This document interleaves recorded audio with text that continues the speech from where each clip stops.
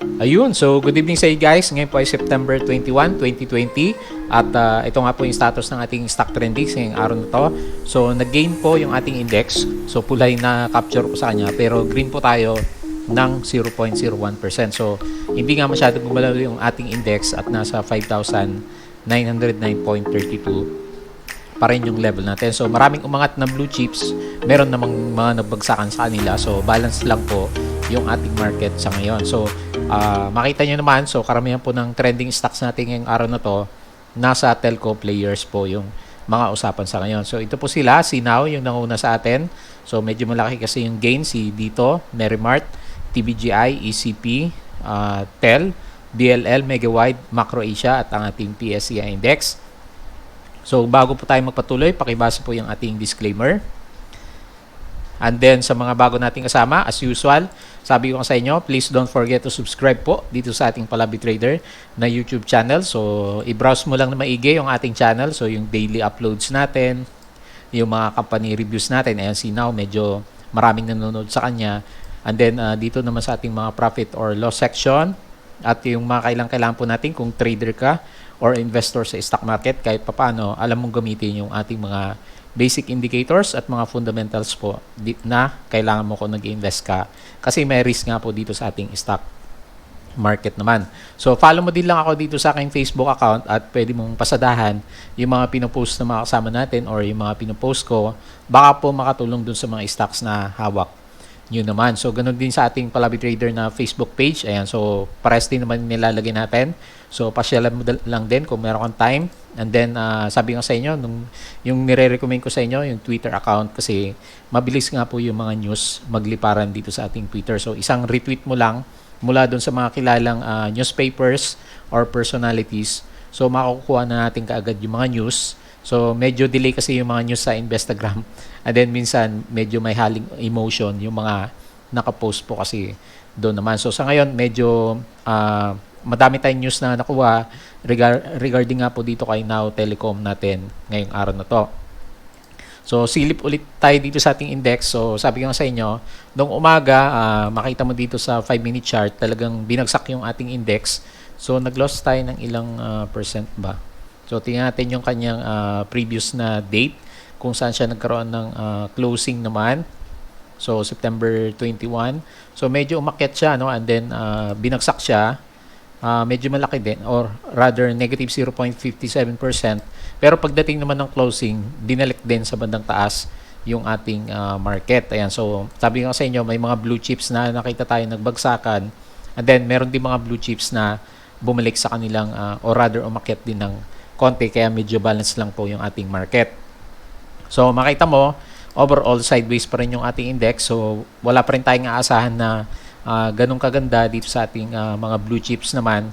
So kaya nga po karamihan ng place kanina doon po sa ating mga penny stocks or doon sa ating mga telco players naman. Ayan. So as usual, ganun pa rin naman yung usapan natin dito sa ating market. So meron tayong medyo malaking sideways na channel at parang ganun niya yung gustong putahan ng ating market. So wala pa rin tayong masagap na good news dito sa ating market. So ang nakita lang natin is yung COVID cases pa rin.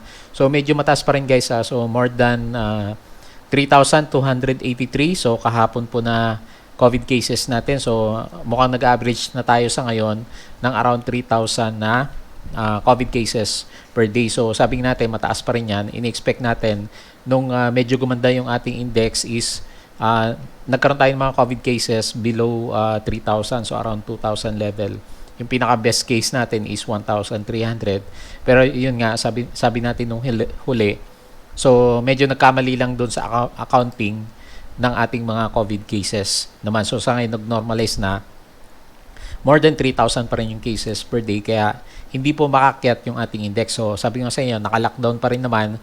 So walang masyadong magagandang mangyayari sa ating mga business sa Metro Manila naman. So silip tayo dito sa global indices. So makita mo, mukhang pangit yung US futures po natin. So makita mo dito si Nasdaq, possible magkaroon ng negative 1.13% loss. Si Dow Futures, medyo malaki din yung kanyang loss. So last Friday, nag-loss na naman sila. So overall, yung ating market globally is hindi maganda. And then makita mo dito, medyo merong panic selling yata dito sa bandang Europe.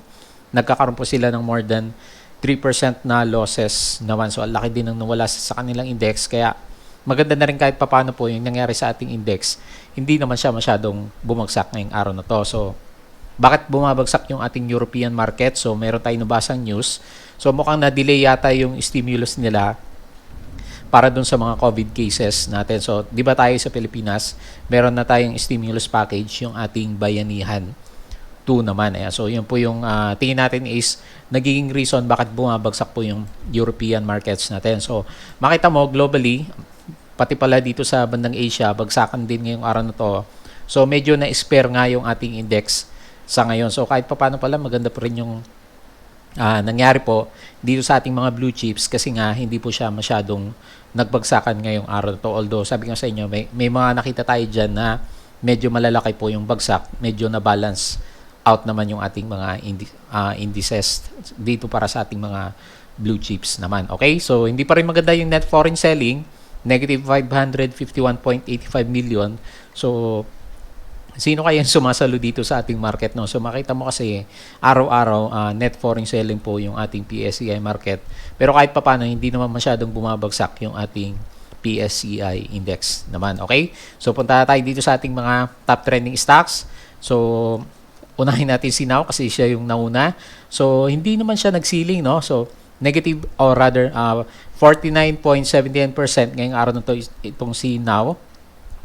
So alam niyo siguro kung bakit po siya umakyat, 'di ba? Nung last Sunday kahapon, nag-post tayo sa ating Facebook at yun nga, merong mga naglabasan na news regarding po sa pagiging fourth telco po nitong si Now or rather fourth telco nung subsidiary po ni Now Corporation. So hindi po si Now Corporation, si Now Telecom po yung sinasabi dun sa mga news, yung isa pong under ni Now Corporation natin. So kung napanood nyo yung video natin dito, yung sinabi ko sa inyo, para alam nyo po yung structure ni Now Corporation naman. So anyway, so hindi pa naman listed si Now Telecom, kaya nga po yung mga investors or traders, ang tinitrade natin sa ngayon is si Now Corporation. So parang si dito CME Holdings, diba? So hindi naman siya si dito Telecommunity, pero holding company po siya ni Dito Telecoms.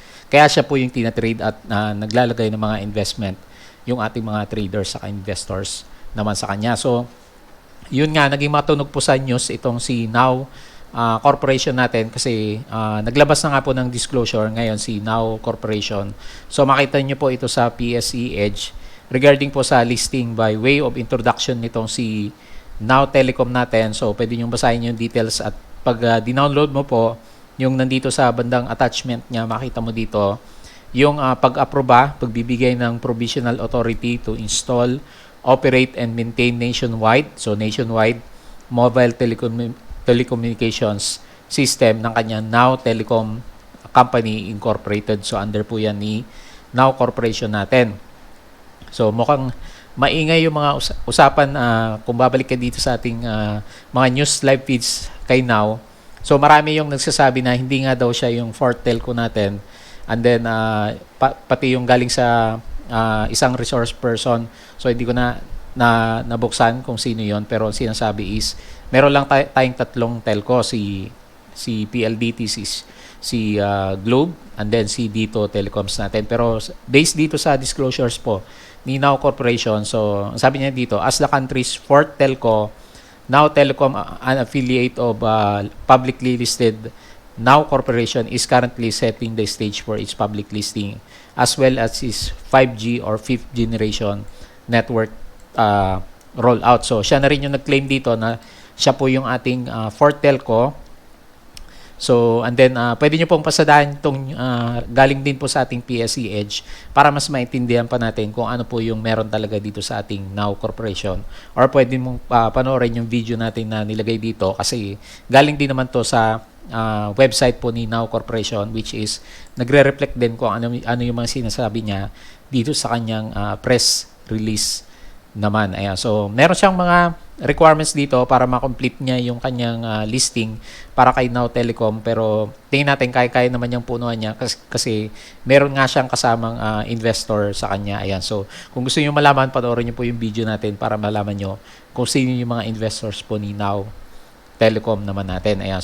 So, tignan po natin yung technicals nitong Sinaw. So, congratulations po doon sa mga nakakuha sa kanya kasi medyo malaki po yan, 49.79% in just one day naman. So, medyo malaki po yung volume natin. Makita mo, malakas yung anticipation sa pagiging fourth telco player nga po ng kanyang subsidiary na Sinaw Telecom natin. So, laki ng binuhos na volume sa kanya kaya hindi na po siya masyadong bumagsak pa. So, makita mo dito sa kanyang 5-minute chart, sabi ko sa inyo, ito yung hinahanap natin sa isang stock, yung moving average na 100-day nasa ilalim and then nasa taas po yung ating MA20.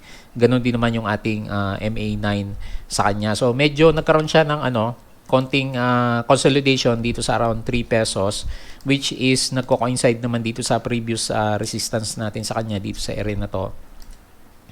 So around 3.09 so or 3.1 or 3 pesos na psychological level kasi merong support dito sa area na to and then nagkaroon ng breakdown tsaka retest dito sa area natin na to. Pero yun nga, malakas po yung positive sentiment sa stock natin na Sinaw kaya nag-gain po siya ng halos 50% ngayong araw na to. Pero makita mo dun sa 5-minute chart nga, wala nang masyadong nagbebenta sa kanya at medyo malaki po kasi yung harang niya dito sa area na to. So, ang daming nakapila sa kanya.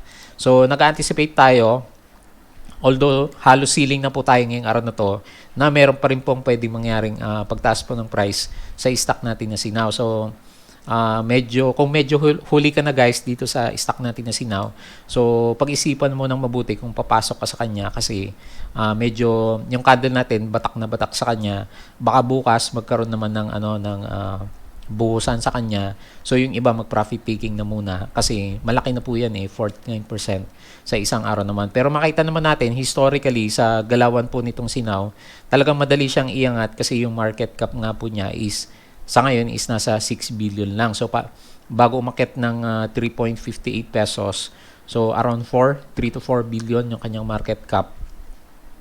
So halos ng doble ngayong araw na to. Pero yun nga, below 10 billion pa rin siya. So madali nga pong itulak yung prices nitong Sinaw natin. So hanapin natin yung kanyang support. So dahil ganyan yung galawan niya, so mukhang malayong ilalagay nating support sa kanya, no. So possible kung medyo kapapasok mo pa lang, pwedeng ilagay mo around 3.28 yung cut loss level mo sa kanya kasi tingin natin magiging volatile to bukas, no. So nagkakaroon siya ng retest dito sa previous resistance na around 3.6 pero halos nandyan na. So kung sakaling umakyat siya, possible magkaroon tayo ng retouch sa around 4 pesos naman. So i-manage mo nang mabuti yung risk mo dito guys kasi overextended po itong Sinaw natin. Baka maipit po kayo kung magkaroon po ng buhusan sa kanya. Kung hindi kayo nakasalo dito sa bandang baba, so pag-isipan mo muna ng mabuti bago ka po pumasok sa kanya kasi yun nga, medyo yung mga signals natin, medyo meron na siyang red flag. So overbought na yung ating MACD. And then yung candle natin isang napakalaking bullish candle. 'Di ba parang rubber band 'yan pag medyo nahila ng pabatak siya ng medyo malaki. So bumabalik ng konti yung ating prices. Pero kung yung sentiment sa pagiging fourth telco player nga po nung Sinaw Telecom natin is nandyan pa rin. So possible magkaroon pa rin ng up move. Kaya nga nilalagay natin yung next resistance is nasa around 4 pesos. So psychological kasi kagaya nung nangyari dito sa around 3 pesos natin sa kanya. So nag-consolidate muna yung prices bago meron nagtulak po ng kanyang prices naman. So nag-antayan muna bago po pinatas itong si Now natin. Ayan. So yan lang po muna yung nakita natin sa kanya. So optimism kasi yan sa kanyang isang subsidiary, Sinaw Telecom nga sa pagiging fourth telco player. So kung valuations ang pag-usapan, hindi pa natin alam yan kung ano magiging dapat na fair value po nitong si Now Corporation natin. Pero nonetheless, since may news nga, so possible na magkaroon pa rin po ng konting pitik ng mga prices itong si Now natin. So hindi na tayo magguguhit sa kanya ng trend channels kasi yung galaw po natin ngayong araw na to is news driven. So may kasamang emotions po yan. Kaya minsan either pwedeng pumitik siya ulit or pwede namang magkaroon ng buhusan dito sa ating stocks which is hindi na nagko-confirm doon sa mga dinodrawing natin sa kanya nung nakaraan na halimbawa meron siyang trading channel dito sa area na to. Madaling i-predict tong mga area na to kasi meron nga po siyang sinusundang mga support at saka resistance level naman. So unlike ngayon nangyari ngayong araw na to, so binatak na siya. So talagang based sa emotions na lang ng mga traders yung nakita natin na susunod na galaw po nitong si Now natin. Okay, so yun po yung nakita natin sa kanya. Next natin si dito.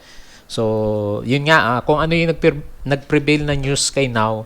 So, nakadikit lang si dito ngayong araw na to. So, wala siyang personal na news ngayong araw na to. So, ang pinagtatalunan lang dun sa social live feeds is kung valid nga ba na fourth telco player itong si Now or hindi naman. So, tingin tayo sa technicals ni dito. So, makita mo dito, medyo extended na siya ng konti. So, nasa RSI 82. So, pero kasi ang usapan, di ba, telco players ngayong araw na to. So, baka mag-persist yan ng ilang araw. Baka ma-maintain niya yung kagaya netong nasa overbought signal itong si dito natin ng medyo matagal naman. So, isang tatandaan natin sa kanya, guys. So, based doon sa statement na binatawan ni Mr. Adel Tamano, so, ang sabi po niya doon is by October, pwede na kasing mabuo ni dito telecoms natin yung kanyang 1,300 towers na commitment sa ating government. So, yun yung tingin natin na patuloy na nagpapataas po ng prices nitong si dito. So, ang alam kasi natin nung huli, di ba, until January 2021, doon pa lang siya makakakumpleto ng 1,300 towers. Pero, yun nga, based po sa sinabi ng kanilang administrative officer.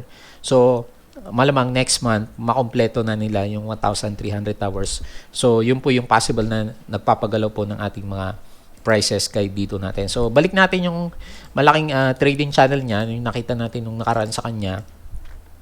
So, mukhang doon na papunta po yung prices natin kay dito natin. So, maganda po yung galaw niya ngayong araw na to kasi nagkaroon po siya ng breakout. So, makita mo dito, meron din siyang kasamang volume. So, galing ng mga telco natin ngayong araw na to. No? So, nandito na siya sa pinakamataas na resistance natin.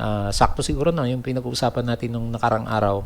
Around 4 pesos or 4.1 pesos naman. So, nandyan na siya. So, ang next na possible na i-retest niya is dito sa around 4.5 pesos naman. Ayan. So, kung hindi ka pa nakasalo dito sa stocks natin na si dito, so, pag-isipan mo din na mabuti kasi nasa extended level na po yung ating RSI level naman. So, sabi ko nga sa inyo, hindi naman nag-i-stay ng ganong katagal doon sa mga peak points area. So, pwede mag-stay siya above overbought. So, kaya nga lang, nagbabago din naman yung kanyang prices naman. So, yun yung titignan mo kung papasok ka sa kanya kasi ang possible na upside mo sa kanya based dito sa nakita natin sa kanya, meron kong 9% na possible upside kung maganda yung galaw ng ating market sa kanya.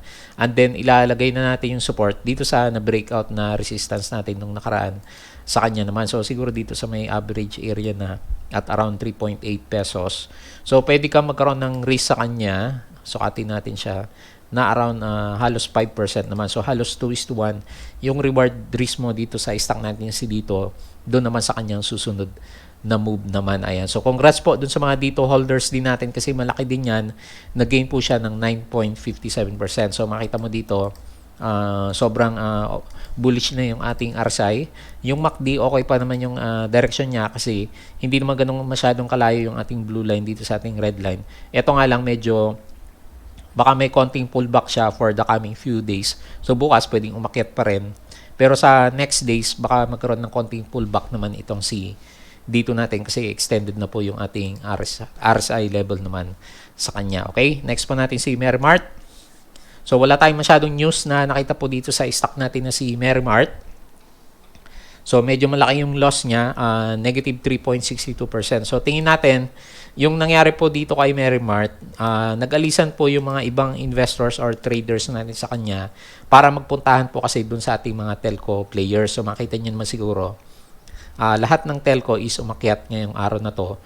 Samantalang ibang stocks natin is nagbabaan naman yung mga prices natin sa kanya. So, nagkakaroon na retest sa support natin itong si Merrimart. So, hopefully, magbalikan sila bukas or hindi mabasag yung support natin at around 2.9 kasi pag nabasag yan, sabi ko nga sa inyo nung huli, magkakaroon tayo na retest dito sa may gap area natin at around 2.8 pesos naman. So, medyo bad sign yung ating RSI sa kanya pala, no? Makita mo dito, nagkaroon ng crossover sa below RSI 50. And then, hindi maganda yung direction ng ating MACD. At saka yung volume is selling volume ngayong araw na to. So, watch out lang guys Pag nagkaroon ng breakdown sa 2.9, titingin ka dito sa may gap area natin at 2.8 84 naman. Ayan. So, wala nga masyadong momentum ng buying sa kanya. So, makita mo dito, mukhang ito yung sinusundan niya. Meron siyang descending trend lines na pwedeng ibuhit po dito sa bandang taas sa mga peaks level naman natin sa kanya. Okay? So, yun po yung nakita natin sa kanya. Next natin si TBGI. So, mukhang nilaro. Ito yung obvious na nilaro kasi wala namang catalyst po itong si TBGI natin. So, ito yung dapat na nagkakaroon ka ng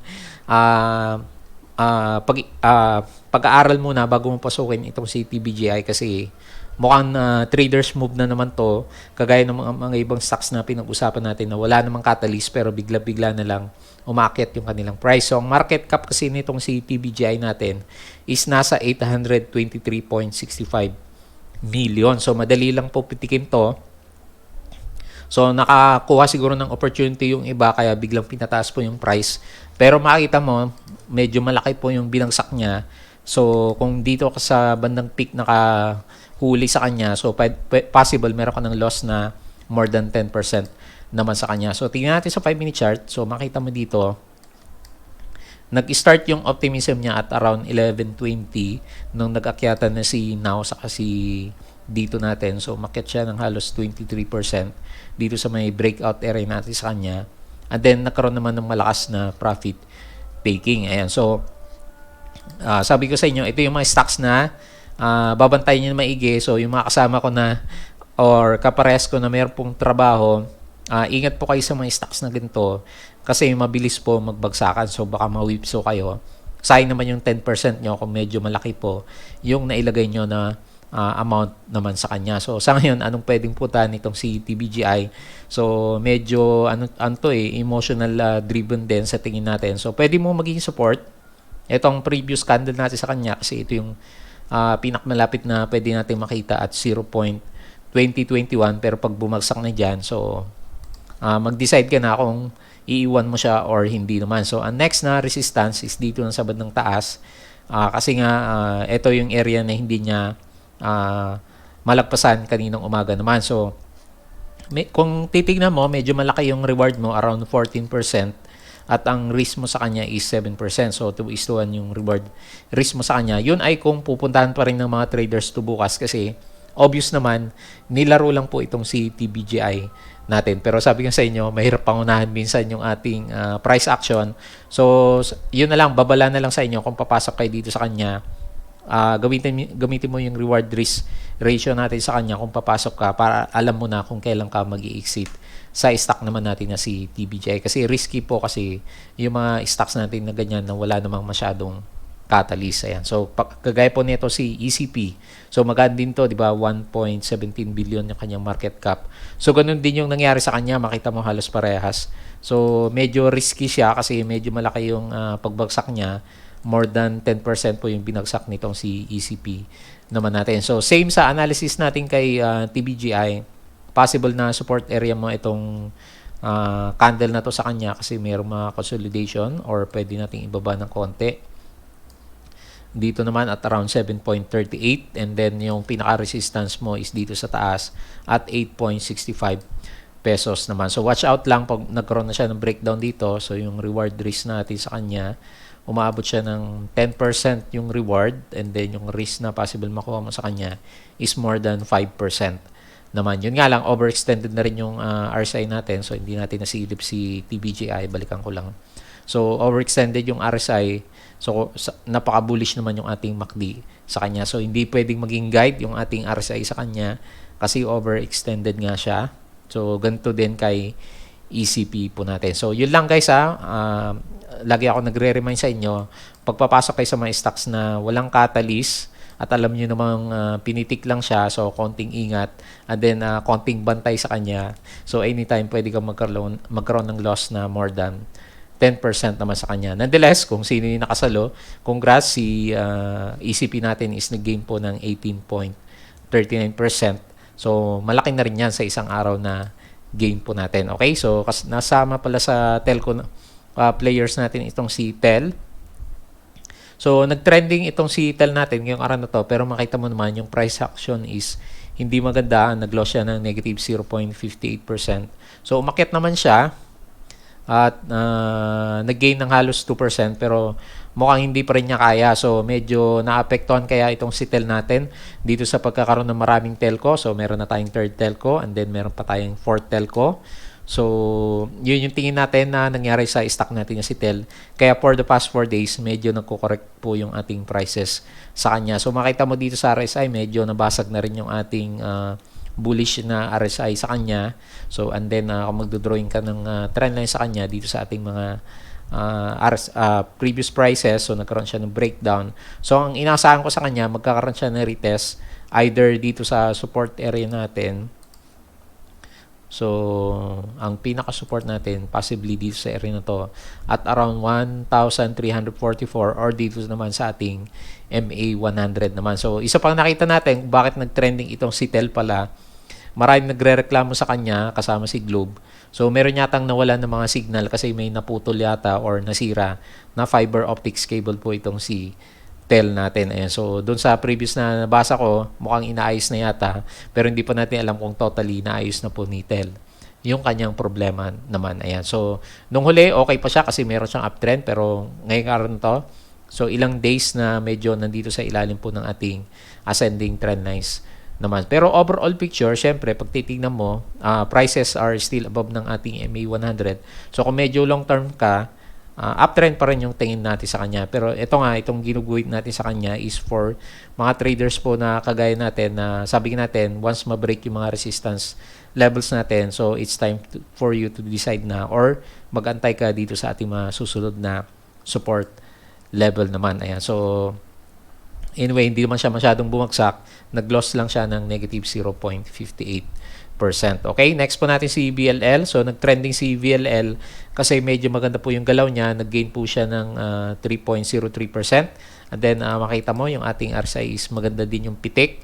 So, makita mo dito, meron siyang sinusundan na trend lines din, di ba? So, pwede ka ding mag-wait ng mga trend lines dito sa ating mga RSI sa MACD para malaman mo po yung kanilang direction naman. So, okay yung ating MACD, yung blue line nasa taas ng red line.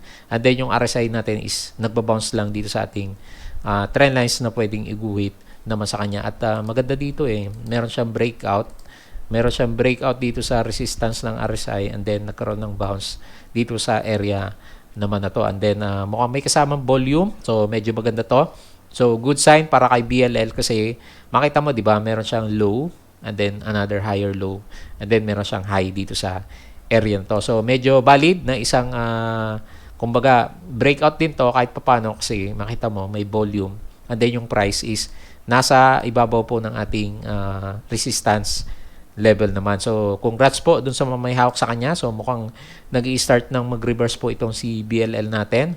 So para masundan mo yung kanyang galaw, pwede ka mag-guhit sa kanya ng channel kasi meron na siyang mga low saka high. Madali na lang mag-guhit sa kanya. So parang lumalabas dito sa guhit natin. Ang next na resistance natin sa kanya is dito sa ating MA100 which is nag-coincide naman dito sa mga support level natin. So meron siyang support, nagkaroon ng breakdown dito sa area na to. So possible ito yung next na up move po nitong si BLL naman natin. So nag-lean tayo na umakyat siya kasi maganda po. So yun nga sabi ko sa inyo, meron siyang higher low and then higher low, high and then nag-attempt na magkaroon ng another high na naman itong si BLL naman natin. So yun nga lang, medyo malakas na resistance to. So hindi pa masyadong umakyat yung mga properties natin pag sisilipin mo yung kanilang indices. So ito na muna yung next na stop na pwede nating makita kay BLL naman. And then next si Megawide. So merong catalyst itong si Megawide kaya po umakyat ngayong araw na to. So makita mo medyo nag-gap up siya, no? Nag-gain po siya ng 4.17%. So halos nag-stay na lang doon yung kanyang price. So makita mo dito maganda na rin pala for the past few days itong si Megawide. So nagkakaroon po ng support ng ating RSI, hindi siya masyadong bumabagsak. Yung MACD is medyo nagkaroon ng magandang rebound dito sa area na to. So very good yan. So and then yung price action natin is laging nasa ibabaw po ng ating MA9. So makita mo yung tinatawag nila na alignment of the stars. So yung MA100 nasa ilalim, MA20 nasa taas, MA9 nasa taas, and then yung prices is nasa taas naman. So Meron kasing good news itong si Megawide. Meron siya nakuhang kontrata. Megawide Team Bags Phase 1 of Malolos Clark Railway Project. Ayan. So, medyo malaki yan. Ang total cost ng project is around 28 billion. So, around 2 to 3 years or 3 to 4 years. Itong project po ni 3 to 4 years po yung project na ito ni Megawide natin. So, very good po yan. So, meron siyang income stream kahit na nasa pandemic area po siya or period. So, very good po yan. So, makita natin baka magkaroon ng konting uptick pa or galaw po ng mga prices itong si Megawide. So, itataas natin yung resistance natin sa kanya dito naman sa around 8 pesos naman, which is sa tingin natin in the coming few days, kayang-kaya pong basagin iyan ni Megawide kasi meron po siyang magandang catalyst naman. So, drawing ka lang ng trendline sa kanya at yung mga bottom area niya, makita mo, meron siyang possible na consolidation at itatry niya sigurong basagin yung around 8 pesos na psychological level naman natin. So, hanggat yung RSI is nasa above 54, so malakas po yung momentum ng stock natin na si Megawide. So, meron na pala siyang earnings. Last second quarter, hindi maganda kasi wala yata siyang masyadong project. So, negative 238%. So, good news at meron na siyang project for the next 3 to 4 years naman. Ayan. So, congrats po dun sa mga may hawak. So, malaki din yan, 4.17%. And then, lastly, punta tayo dito kay Macro Asia. So, nagkaroon ng breakdown ng price si Mac. So, nag-alisan na din yung mga traders natin sa kanya. Nag-loss po siya ng negative 5.21%. So, lumalabas, mukhang isang sideways pattern ulit yung pinutahan nitong si Mac natin. Yung support is MA100. And then, yung resistance natin, talagang malakas siya. Hindi niya kayang basagin yung around 5 pesos or 5.1 pesos na psychological level po na resistance nitong si Macro Asia natin. Ayan. So, medyo lumabas na yung sentiment niya dun sa 90-day na extension ng kanyang pag-finalize ng kanyang contract together with the company na galing nga po ng China. So, based nga po dun sa previous disclosure niya or news, humingi siya ng extension kasi hindi makapunta daw dito yung kanyang partner to sign yung contract nila regarding po sa Sangli Airport naman. So, hindi maganda yung naging result kasi nagkaroon ng RSI resistance. So, medyo malakas itong area na to at nag-rebound pabalik po yung ating prices. So, not a good sign. Medyo bearish candle, bearish engulfing candle. So, in-engulf niya yung 3 araw and then malaki din yung volume na lumabas naman ngayong araw to. Pero yun nga, sabi natin, so magre-retest sa support na MA100 or around 4.6 pesos naman itong si Macro Asia natin. Okay, so yun po yung mga nakita natin. So, overall, so baka maapektuhan nga itong index natin bukas kung itong US market natin is hindi pa rin maganda mamayang gabi kasi nga po yung Europe is hindi po maganda yung stimulus package yata nila hindi po na-approve. So, baka magkaroon ng konting feedback dito sa ating market kung wala po tayong masyadong makitang good news na pwede pong magpataas ng ating mga prices naman. So, bukas, inaasahan natin baka magkaroon pa rin mga telco plays kasi sila na po yung nakapag-umpisa ng galawan sa week na ito naman. So, yun po yung mga babantay natin. So, as usual, pag pumapasok ka po sa mga stocks, lalong-lalo na medyo hype po yung ating mga telco players sa ngayon. So, i-maintain mo lang, magkaroon ka ng reward risk sa kanya para po hindi ka maipit. So, pag wala ka kapasing target point kung kailan ka magti-take ng profit or magti-take ng loss, talagang hindi ka po makapag-decide in time na kailangan mo na mag-decide dito sa ating mga stocks naman. Okay, so yun po yung paalala natin. So, as usual, bago tayo mag-close, please don't forget to subscribe dito sa ating Palabi Trader na YouTube channel and then follow mo lang ako sa aking Facebook account, Facebook page at Twitter account naman. So, maraming salamat po sa inyong panunood at pakikinig. Kita po ulit tayo bukas.